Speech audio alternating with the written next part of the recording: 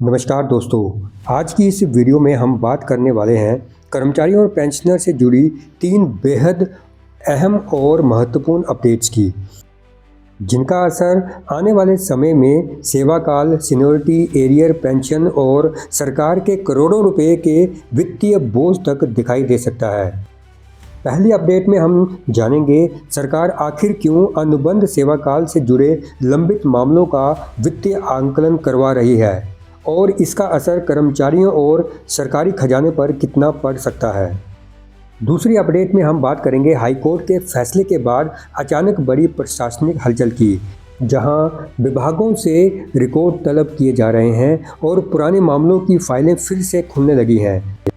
तीसरी और बड़ी अपडेट जुड़ी है पंजाब के कर्मचारियों और पेंशनर से, जहां पंजाब एंड हरियाणा हाईकोर्ट के फैसले ने साफ कर दिया है कि 30 जून से पहले रिटायर हुए कर्मचारियों और पेंशनर्स को लाभ और उसका एरियर देना ही पड़ेगा। यानी आज की वीडियो में सिर्फ खबरें नहीं, बल्कि कर्मचारियों और पेंशनर के भविष्य से जुड़े बड़े संकेत छिपे हुए हैं। तो वीडियो को अंत तक जरूर देखिएगा, बिना स्किप किए हुए, क्योंकि बीच में छूटी एक छोटी सी जानकारी भी आगे चलकर आपके लिए बहुत बड़ा मतलब रख सकती है।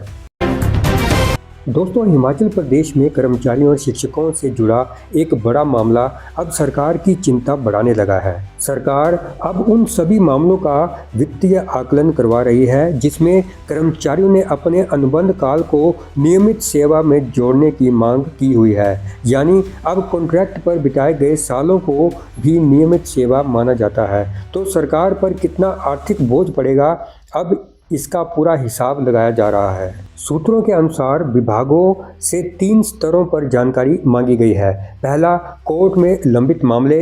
दूसरा, जिन कर्मचारियों को कोर्ट आदेश के बाद लाभ मिल चुका है। और तीसरा, वे कर्मचारी जिन्होंने अभी तक कोर्ट का रुख नहीं किया, लेकिन भविष्य में लाभ मिलने पर सरकार पर असर डाल सकते हैं। सरकार केस नंबर, याचिकाकर्ताओं की संख्या, संभावित देनदारी और एरियर तक का रिकॉर्ड जुटाने में लग गई है। माना जा रहा है कि यदि बड़े स्तर पर अनुबंध सेवा काल का लाभ दिया जाता है तो इसका असर करोड़ों रुपए तक पहुंच सकता है। यानी ये मामला अब सिर्फ कर्मचारियों तक सीमित नहीं, बल्कि सीधे सरकारी खजाने और प्रशासनिक व्यवस्था से जुड़ चुका है। अब देखना होगा कि सरकार इस पूरे मुद्दे पर क्या नई नीति बनाती है और कर्मचारियों को राहत मिलती है या नहीं। हिमाचल प्रदेश हाई कोर्ट के एक बड़े फैसले के बाद पूरे प्रशासनिक सिस्टम में हलचल तेज हो गई है।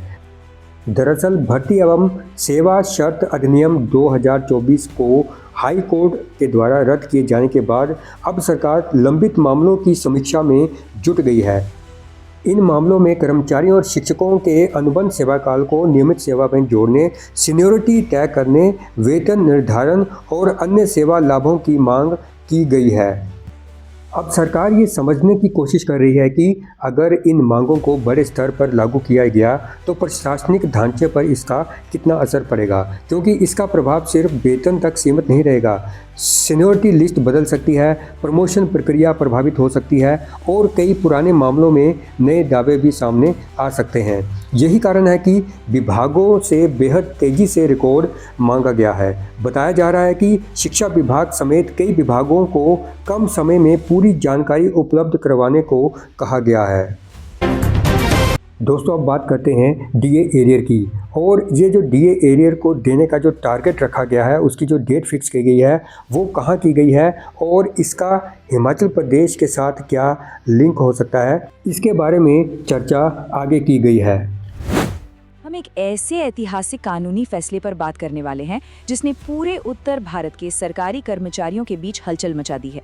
मतलब ये सिर्फ एक राज्य की बात नहीं है, इसका असर बहुत दूर तक जाने वाला है। तो आइए बिना किसी देरी के सीधे मुद्दे पर आते हैं। अब देखिए, हाल ही में एक बड़ी खबर ने सुर्खियां बटोरी। पंजाब सरकार को एक तगड़ा झटका लगा है। दरअसल हाई कोर्ट में उनकी उस अपील को सिरे से खारिज कर दिया है जिसमें उन्होंने महंगाई भत्ते यानी डीए में समानता लाने वाले आदेश पर रोक लगाने की मांग की थी।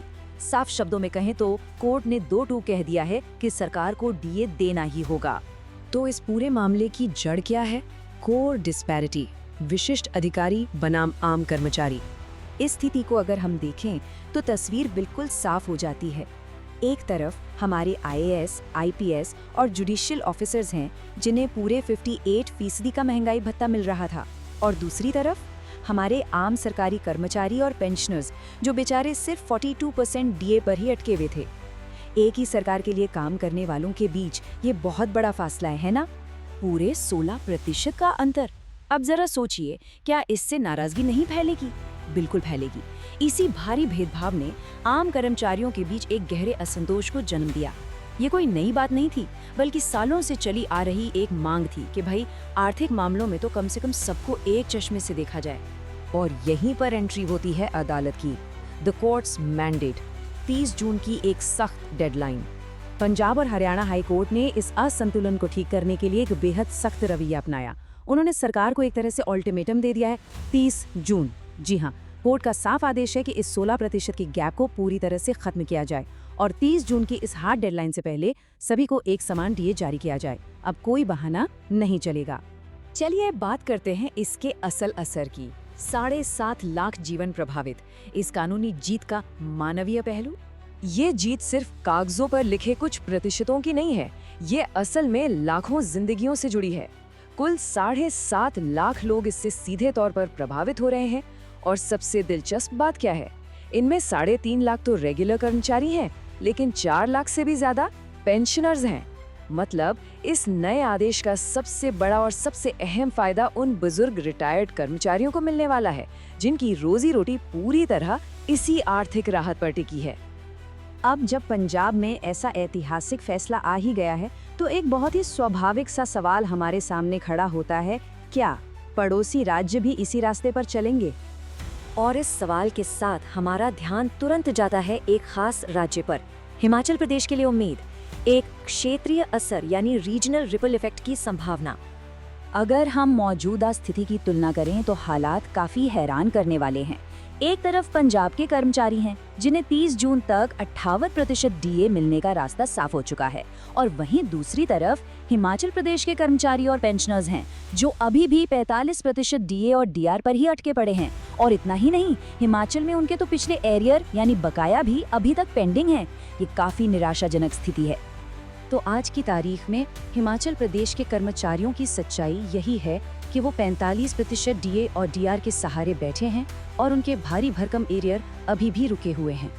लेकिन पंजाब के इस फैसले ने वहां भी एक नई उम्मीद जगा दी है। पंजाब की ये हाई कोर्ट रूलिंग एक बहुत मजबूत कानूनी नज़ीर पेश करती है। अब हिमाचल के कर्मचारियों और पेंशनर्स को भी ये पूरी उम्मीद है कि शायद उनकी अपनी राज्य सरकार भी उन पर मेहरबान होगी और पंजाब की ही तर्ज पर उनके रुके हुए डीए को बढ़ाने और सालों से पेंडिंग एरियर्स को क्लियर करने का काम करेगी। तो अंत में ये सोचने वाली बात है, क्या हाई कोर्ट का ये कड़ा आदेश वाकई एक डोमिनो इफेक्ट साबित होगा? क्या ये फैसला पड़ोसी सरकारों, खास तौर पर हिमाचल प्रदेश पर इतना दबाव बना पाएगा कि वे भी अपने कर्मचारियों को डीए में समानता दें और उनके पेंडिंग एरियर्स को जल्द से जल्द क्लियर करें? ये देखना बहुत ही दिलचस्प होने वाला है। अगर आप भी उन हज़ारों कर्मचारियों और पेंशनर्स में शामिल हैं जो सालों से अपने हक का इंतज़ार कर रहे हैं, तो अब वक्त आ गया है अपनी आवाज़ को सिर्फ दिल में नहीं बल्कि सिस्टम तक पहुंचाने का। जैसे कि पंजाब के कर्मचारी और पेंशनर्स हाई कोर्ट में गए और अपनी आवाज़ उठाई, और अब 30 जून से पहले पंजाब सरकार को कर्मचारियों और पेंशनर्स का हक देना ही पड़ेगा, क्योंकि इतिहास गवाह है जब जब कर्मचारियों ने एकजुट होकर आवाज़ उठाई है तभी बड़े फैसले हुए हैं। तो मिलते हैं अगली वीडियो में कुछ ऐसी ही बड़ी अपडेट्स के साथ। वीडियो को लाइक, शेयर और चैनल को सब्सक्राइब करना ना भूलिएगा। धन्यवाद।